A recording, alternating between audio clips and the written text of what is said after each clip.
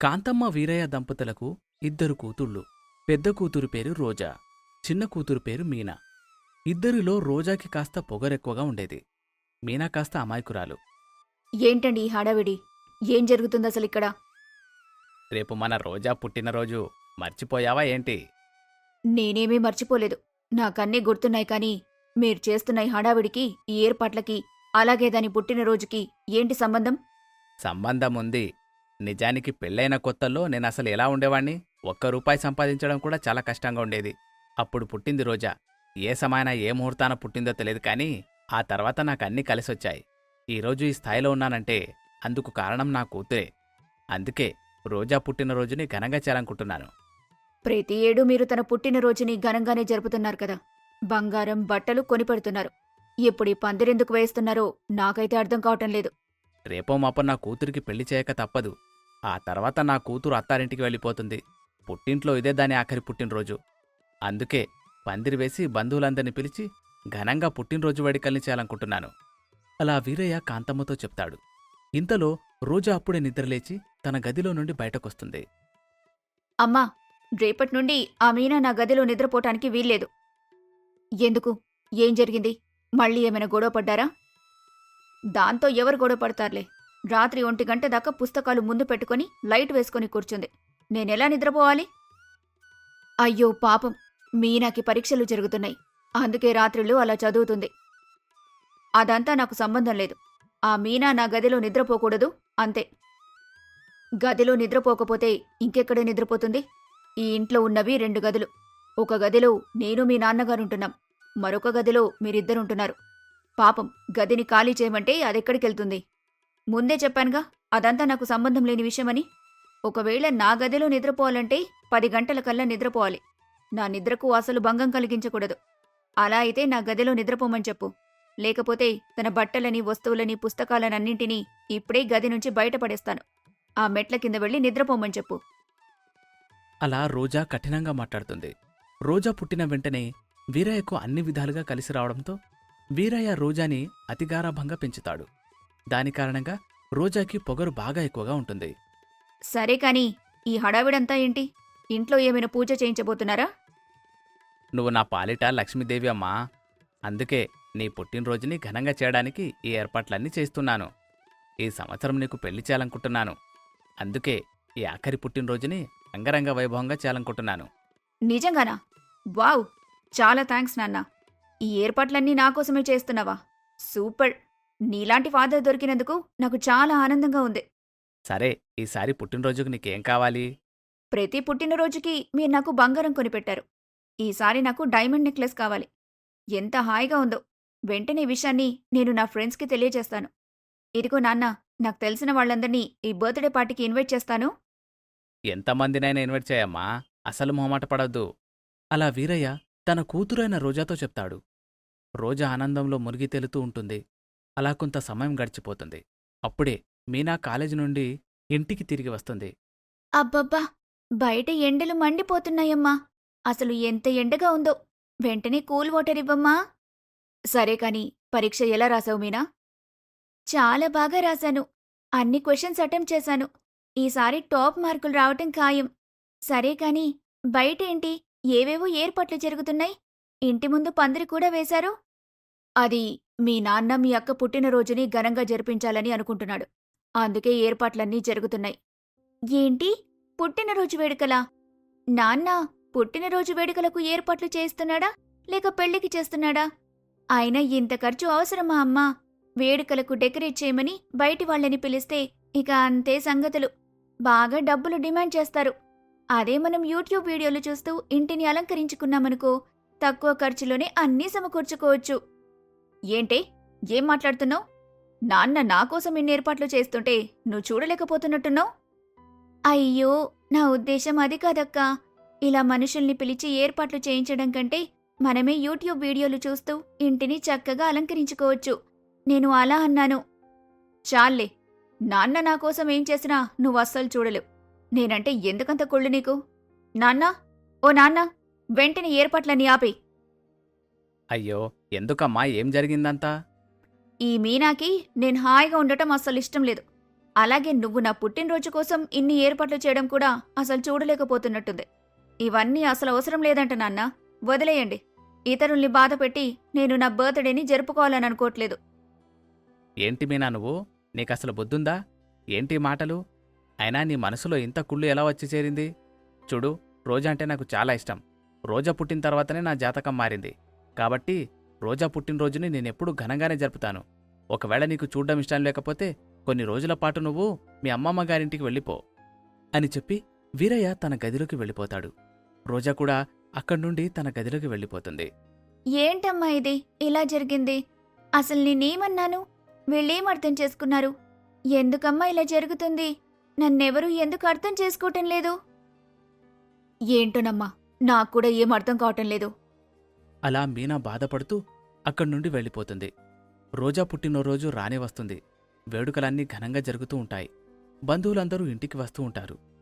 రోజా కూడా తయారవుతూ ఉంటుంది. మరోవైపు మీనా కూడా తనకు నచ్చినట్టుగా తయారై కూర్చొని ఉంటుంది. ఏంటి, అప్పుడే తయారైపోయావా? వావ్! ఈ నెక్లెస్ ఎక్కడిది? పోయిన పుట్టినరోజుకి నాన్న బహుమతిగా ఇచ్చాడు. ఏంటో నాన్న, నా పుట్టినరోజుకి ఎప్పుడిలా పాతకాలం నాటి నగల్ని గిఫ్ట్గా ఇస్తూ ఉంటాడు. నీకు మాత్రం ఇలా మంచి మంచి నగలు గిఫ్ట్గా ఇస్తాడు. నిజానికి నా డ్రెస్కి నేను వేసుకున్న నగలకి అసలేం సెట్ అవ్వటం లేదు. ఒక పంచే, వెంటనే ఈ నగల్ని తీసి నాకివ్వు. అలా ఇవ్వడానికి ఎలా కుదురుతుందక్కా? నేను తయారవ్వకముందే అడుగుంటే ఇచ్చేదాన్ని. ఇప్పుడు పూర్తిగా రెడీ అయిపోయానుగా.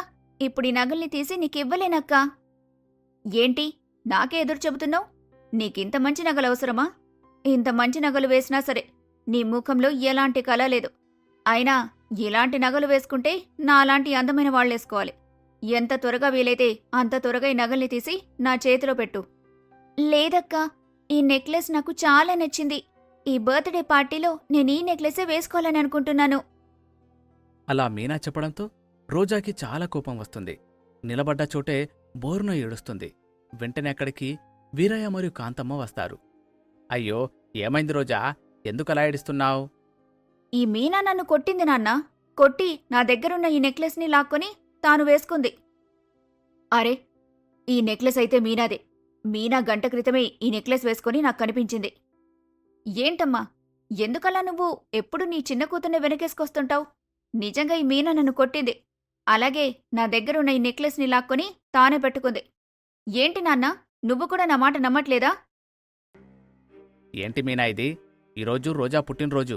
కనీసం మీ పుట్టినరోజు నాడైనా రోజాని హాయిగా ఉండనివ్వచ్చు కదా. వెంటనే ఆ నెక్లెస్ని తీసి రోజాకివ్వు. అలా వీరయ్య గట్టిగా అరవడంతో పాపం మీనా ఏమీ చేయలేక తను వేసుకున్న నెక్లెస్ని తీసి రోజా చేతిలో పెట్టి అక్కడ్నుంచి తన గదిలోకి వెళ్ళిపోతుంది. రోజా చక్కగా ఆ నెక్లెస్ని అలంకరించుకొని బర్త్డే పార్టీలో పాల్గొంటుంది. అలా ఆ బర్త్డే పార్టీ చాలా ఘనంగా జరుగుతుంది. రోజా ప్రతిదీ మీనా దగ్గర నుండి లాక్కుంటూ ఉండేది. అయితే సూటిపోటి మాటలతో లేదా నిందలతో మీనాని హింసిస్తూ ఉండేది. అలా చాలా కాలం గడిచిపోతుంది. వీరయ్య తన కూతురైన రోజాకి ఒక మంచి సంబంధాన్ని వెతుకుతాడు. త్వరగా తయారవ్వండి, మరో 10 నిమిషాల్లో అబ్బాయి వాళ్ళిక్కడుంటారు. నేనెప్పుడో తయారైపోయానండి. నీ గురించి ఎవరు అడిగారు? నేను అడుగుతుంది నా కూతురు గురించి. రోజా తయారైందా? ఆ, రోజా కూడా తయారైందండి. ఇంతలో సూరమ్మ తన కొడుకైన రఘుని తీసుకుని వీరయ్య ఇంటికి వస్తుంది. నమస్కారం. కాస్త ఆలస్యమైనందుకు క్షమించండి. ఎండలు మండిపోతుండటంతో దారిలో కొబ్బరి నీళ్లు, కూల్ డ్రింకులు దాగి బయలుదేరేసరికి కాస్త ఆలస్యమైంది. అయ్యో, మరేం పర్వాలేదమ్మా. ఆలస్యమెందుకు? వెంటనే అమ్మాయిని పిలిపించండి. ఇప్పుడే నేను గదిలోకి వెళ్ళి అమ్మాయిని తీసుకునొస్తాను. అంటూ కాంతమ్మ గదిలోకి వెళ్తుంది. ఏంటి, అబ్బాయి వాళ్ళొచ్చేశారా? అయినా ఈ మధ్యాహ్న సమయంలో పెళ్లి చూపులేంటో నాకు అర్థం కావటం లేదు. ఉదయం వస్తామని చెప్పిన వాళ్ళు మార్నింగే రావాలి కదా. ఇలా మధ్యాహ్నం రావటమేంటి? నాకు నిద్రొస్తోంది. నేను వెళ్ళి నిద్రపోవాలి. అయ్యయ్యో, కాస్త మెల్లగా మాట్లాడవే.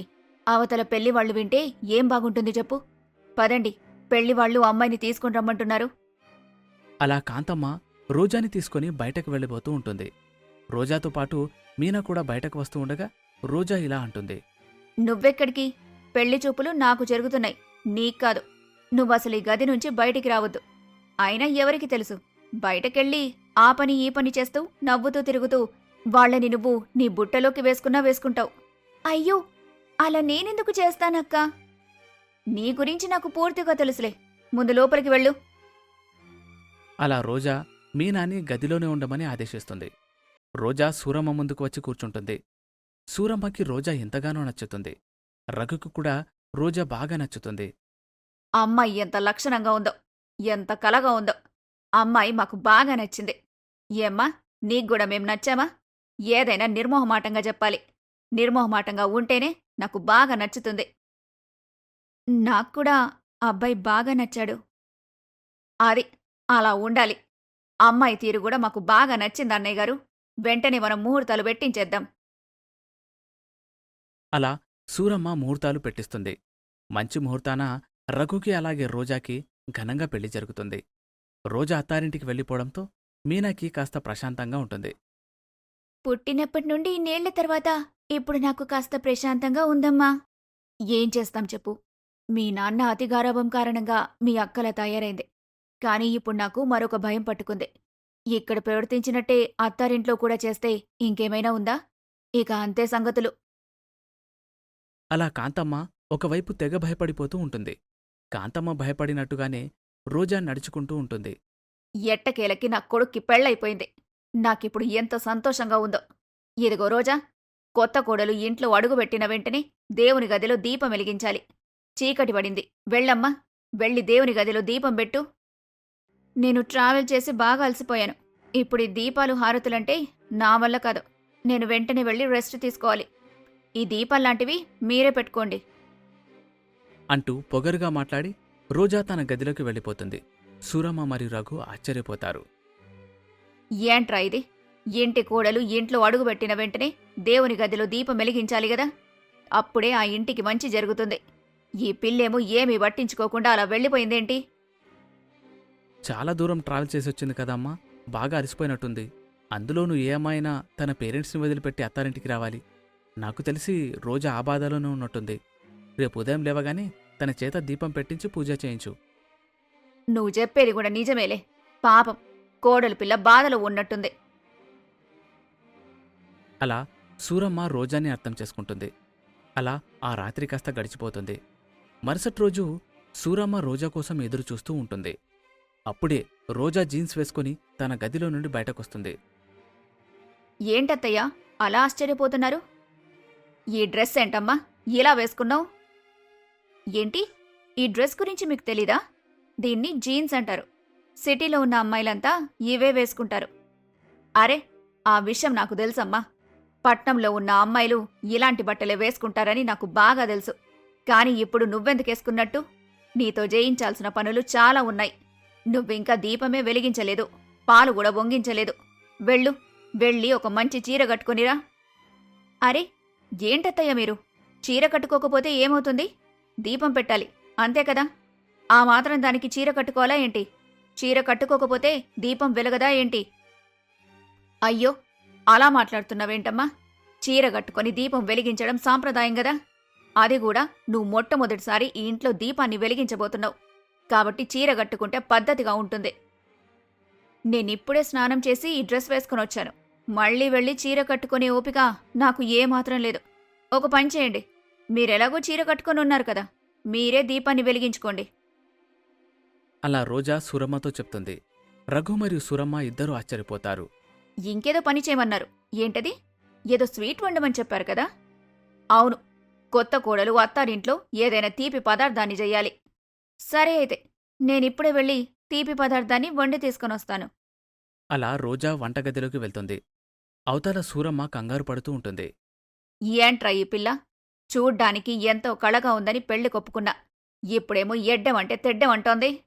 నాక్కూడా అదే అర్థం కావడం లేదమ్మా. అలా సూరమ్మ కంగారు పడుతూ ఉంటుంది. ఇంతలో రోజా వంటగదిలో నుండి బయటకొస్తుంది. ఏంటమ్మా ఇది? ఏంటసలు? చాక్లెట్ మిల్క్ షేక్ అత్తయ్యా, మీరే కదా తీపి పదార్థాన్ని వండాలి అని చెప్పింది. అందుకే వండి తీసుకొనొచ్చాను. కర్మరా బాబు, నేను ఏదైనా తీపి పదార్థాన్ని వండమని చెప్పాను అంటే దానర్థం ఏ పాయసమో కేసరో లడ్డు లాంటివో చెయ్యాలి. అంతేగాని ఇలా ఈ మిల్క్ షేక్లేంటమ్మా? నాకైతే ఇదే వచ్చు. నేనిలాంటి ఆహారాన్ని మాత్రమే తినగలను, అలాగే వండగలను. ఆహా, ఈ మిల్క్ షేక్ ఎంత అద్భుతంగా ఉందో! తాగితే తాగండి, లేదంటే లేదు. అంతేకాని నన్ను మాత్రం ఇంకేమీ వండమని చెప్పకండి. అలా రోజా చెప్పడంతో సూరమ్మ ఆశ్చర్యపోతుంది. వంటగదిలోకి వెళ్ళి బాధపడుతూ ఉంటుంది. ఇంతలో రోజా మళ్ళీ వంటగదిలోకి వచ్చి ఇలా చెప్తుంది. నాకు బాగా ఆకలిగా ఉంది. వెంటనే టిఫిన్ వండి పెట్టండి. రోజా, నువ్వు కూడా ఇవాల్టి నుంచి వంట పనుల్లో మా అమ్మకు సహాయం చేయాల్సుంటుంది. ఏ? మీ అమ్మకు వంట రాదా? నేను సహాయం చేయకపోతే వంట చేయలేదా? అరే, ఏం మాటలు రోజావి? ప్రతి కోడలు తన అత్తకి వంటగదిలో సాయం చేస్తూ ఉంటుంది. ఇంకా మాట్లాడితే కొన్నిసార్లు కోడలే అన్ని వంటలు చేసి పెడుతూ ఉంటారు. అందరు కోడళ్ళు అలా చేస్తారేమో. నేనలా ఎప్పటికీ చేయలేను. ఒక పని చేయండి. అత్తయ్య, మీరు మీకోసం అలాగే మీ అబ్బాయి కోసం వంట వండుకోండి. నేను నా కోసం వండుకుంటాను. నేను ఎవ్వరికి సహాయం చేయను, అలాగే నాకెవ్వరూ సహాయం చేయాల్సిన అవసరం లేదు. అంటూ రోజా అక్కడ్నుంచి తన గదిలోకి వెళ్ళిపోతుంది. ఈ అమ్మాయి ఇంత పొగరుగా మాట్లాడుతుందని నేనసలు అనుకోలేదు. నేనేమన్నాను? వంట పనిలో కాస్త సహాయం చేయమనే గదా చెప్పింది. ఆ మాత్రం దానికే ఇలా చేయాలా? అంటూ పాపం సూరమ్మ తెగ బాధపడిపోతూ ఉంటుంది. ఉన్న బాధలు బయటకు చెప్తే తన పరువే పోతుందేమో అని అనుకున్న సూరమ్మ ఎవరికి ఏమీ చెప్పకుండా తన బాధలేవో తను పడుతూ ఉంటుంది. ఒకరోజు రోజా తయారయ్యి బయటకు వెళ్తూ ఉంటుంది. అరే రోజా, ఏంటమ్మా మెడలో తాళి లేదేంటి? మొన్న గట్టిన తాళిని అప్పుడే తీసెక్కడ పెట్టావు? ఎండలు కదా, బాగా చిరాకుగా ఉండటంతో తీసి పక్కన పెట్టానత్తయ్యా. అయ్యయ్యో, అలా ఎవరైనా తీసి పక్కన పెడతారా? వెంటనే వెళ్ళి వేసుకోమ్మా. అలా వేసుకోకుండా ఉండకూడదు. నిజానికి గాజులు, బొట్టు, అలాగే తాళీ లేకుండా ఏ కోడలు ఉండకూడదు. నువ్వేమో అన్నింటినీ పక్కన పెట్టి ఇలా జీన్స్ వేసుకొని తిరుగుతుంటావు. జీన్స్ వేసుకోవడం తప్పని నేను అనటం లేదు. నీ బట్టలు నీ ఇష్టం. ఈ బట్టల్లోనూ బానే ఉన్నావులే. కాకపోతే గాజులు, బొట్టు కూడా పెట్టుకోమ్మా. అసలేం మాట్లాడుతున్నారత్తయ్య మీరు? జీన్స్ వేసుకుని గాజులు, బొట్టు పెట్టుకోవాలా? అలాగే ఈ డ్రెస్ మీదనే తాళిబొట్టు కూడా వేసుకోవాలా? ఎవరైనా చూస్తే నవ్వుతారంతే. చూడండి అత్తయ్య, ఈ బట్టలకి అవేవీ సెట్ అవ్వవు. కాబట్టి వాటిని నేను వేసుకోలేను. అయినా తాళి వేసుకోకపోతే అసలేమవుతుంది? అలా రోజా మాట్లాడడంతో అప్పటిదాకా చాలా ఓపికగా ఉన్న సూరమ్మకి కోపం వస్తుంది. ఏంటమ్మా, అసలు నువ్వేం మాట్లాడుతున్నావు? ఏం చెప్పినా ఏది అర్థం చేసుకోవెందుకు? అన్నింటికీ పొగరుగా సమాధానమిస్తున్నావు. అసలు నువ్విలాంటి అమ్మాయివని తెలిసుంటే అసలు పెళ్లికే ఒప్పుకునేదాన్ని గాదు. నువ్వు పెళ్లికి అర్హురాలివే గాదు. నన్నే అంత మాట అంటారా? ఇక నేను ఇంట్లో ఒక్క క్షణం కూడా ఉండను. అంటూ రోజా తన బట్టలన్నింటినీ సర్దుకుని పుట్టింటికి వెళ్ళిపోతుంది. ఏంటి రోజా, ఏమైంది? ఇక నేనెప్పటికీ ఆ ఇంటికి వెళ్ళనమ్మా. నేను ఈ ఇంట్లోనే ఉంటాను. ఆ ఇంట్లో మనుషులు అంత మంచివాళ్లు కాదు. అసలేం జరిగిందమ్మా? ఏం జరిగిందో పూర్తిగా చెప్పు.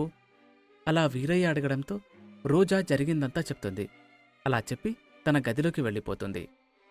అసలు జరిగిన దానిలో వాళ్ళ తప్పేమీ లేదని నాకు అనిపిస్తుంది. నిజమే, ఎవరైనా ఇలాగే ఉంటారు. ఎవరైనా సరే చీర కట్టుకొని దీపం పెట్టమని అంటారు. తాళిబొట్టు, గాజులు వేసుకోమని కదా చెబుతారు. ఇప్పుడేం చేద్దాం? ఇప్పుడేం చేద్దామని మమ్మల్ని అడిగి ఏం లాభమండి? ఏ రోజైనా మీరు మీ కూతుర్ని దండించారా? అది చేసే ప్రతి పనిని మెచ్చుకుంటూ వచ్చారు. తనని ఎప్పుడూ ఒక్క మాట అననివ్వలేదు. ఆ గారాబం కారణంగానే మీ కూతురు ఇలా తయారైంది. చూస్తూ ఉండండి, ఇక అందరూ ఏం మాట్లాడతారు. దారిన పోయే ప్రతి ఒక్కరూ వచ్చి మీ కూతురు పుట్టింట్లో ఎందుకుందని అడిగినప్పుడు ఏం సమాధానం చెబుతారో ఆలోచించుకోండి. అలా కాంతమ్మ చెప్పడంతో వీరయ్యకి కూడా తాను చేసిన తప్పేమిటో తెలిసి వస్తుంది. ఇంతలో మీనా అందరికీ ఒక ఉపాయం చెప్తుంది. వెంటనే సూరమ్మ, వీరయ్య మరియు మీనా ముగ్గురు కలిసి సూరమ్మ ఇంటికి వెళ్తారు. ఎందుకొచ్చారు? ముందు మీరు బయటికెళ్ళండి. మీ అమ్మాయి 2 రోజులకే మా ఇంటి ప్రశాంతత మొత్తాన్ని దూరం చేసింది. ఇప్పుడు మీరేం చేద్దామనొచ్చారు? అత్తయ్య, క్షమించండి. చిన్నప్పటి నుండి అక్క కాస్త ఎక్కువ గారాబంగా పెరిగింది. అందుకే ఇలాంటి పొరపాటు జరిగింది. ఏం చెప్పినా రోజా వినే స్థితిలో లేదు. అన్నిటికీ పొగరుగా మాట్లాడుతుంది. నా దగ్గర ఒక ఉపాయం ఉంది. ఈ ఉపాయం ద్వారా అక్కలో మార్పు వస్తుంది. ఏంటది? అలా రఘు అడగడంతో మీనా ఒక ఉపాయాన్ని చెప్తుంది. ఉపాయం అందరికీ నచ్చుతుంది. మీనా, కాంతమ్మ మరియు వీరయ్య తమ ఇంటికి వెళ్ళిపోతారు. అలా ఆ రోజు కాస్త గడిచిపోతుంది. మరుసటి రోజు సూరమ్మ మరియు రఘు వీరయ్య ఇంటికి వస్తారు. ఏంటిలా వచ్చారు? జరిగిందేదో జరిగిపోయింది. అమ్మాయిని ఇంటికి తీసుకుని వెళ్దామనొచ్చాను. చాలా మంచి ఆలోచన. నేనిప్పుడే అమ్మాయిని తయారు చేసి తీసుకునొస్తాను. అలా సూరమ్మ ఇంటికి రావడం గమనించిన రోజా ఆనందపడిపోతూ ఉంటుంది. కాంతమ్మ రోజా మరియు మీనాల గదిలోకి వెళ్తుంది. వచ్చారా? నాకు సారీ చెప్పి బతిమాలితే తప్ప నేనింటికి రానని వాళ్లతో చెప్పేయ్. అంతేకాదు, నాకు కొన్ని డిమాండ్లు కూడా ఉన్నాయి. నేనింటికి వెళ్ళాక ఒక్క పని కూడా చేయను. దీపం పెట్టు, గాజులు వేసుకో, బొట్టు పెట్టుకో అని నాకు సలహాలివ్వకూడదు. వెళ్ళి ఇవన్నీ వాళ్లతో చెప్పమ్మా. అరే, నువ్వెందుకు కంగారు పడుతున్నావు రోజా? వాళ్ళొచ్చింది నీకోసం కాదు, మన మీనా కోసం. జరిగిందేదో జరిగిపోయింది. నువ్వేమో ఆ ఇంటి నుండొచ్చేశావు. మళ్ళీ తిరిగి వెళ్తే ఏం బాగుంటుంది? అందుకే మీనానే వాళ్ళింటి కోడల్ని చేద్దామనుకుంటున్నాం. అమ్మా, ఈ పట్టు చీరలో ఎలా ఉన్నాను? వాళ్ళకి నేను తప్పకుండా నచ్చుతానులే. ఆ, చెప్పడం మర్చిపోయాను. వాళ్ళు తమ ఆస్తి మొత్తాన్ని నీ పేరు మీద రాయాలని అనుకుంటున్నారు మీనా. మొదటి కోడలు ఎలాగో ఇంటి నుండొచ్చేసింది కదా. రెండో కోడలు విషయంలో ఇలా జరగకూడదని ముందుగానే ఆస్తిని, బంగారాన్ని నీ చేతిలో పెట్టాలనుకుంటున్నారు. అలా కాంతమ్మ చెప్పడంతో రోజా ఒక్కసారిగా ఉలిక్కి పడుతుంది. ఏంటి? రఘు మళ్ళీ మీనాను పెళ్లి చేసుకోబోతున్నాడా? అవునక్కా, నేను బావని పెళ్లి చేసుకోబోతున్నాను. ఎలాగో నువ్వా ఇంటి నుండొచ్చేశావు. నిన్ననే కదా అన్నావు అతనికి డివోర్స్ కూడా ఇచ్చేస్తానని. వెంటనే ఆ పనేదో చూడక్కా. అసలేం జరుగుతోందిక్కడ? నాకేం అర్థం కావటం లేదు. అంతా అయోమయంగా ఉంది. ఆ ఇంటి కోడల్ని నేనిక్కడ బ్రతికుండగానే వాళ్ళు మరొక పెళ్లి ఎలా చేసుకుంటారు? అంటూ రోజా నేరుగా హాల్లోకి వస్తుంది. సూరమ్మతో గొడవ పడుతుంది.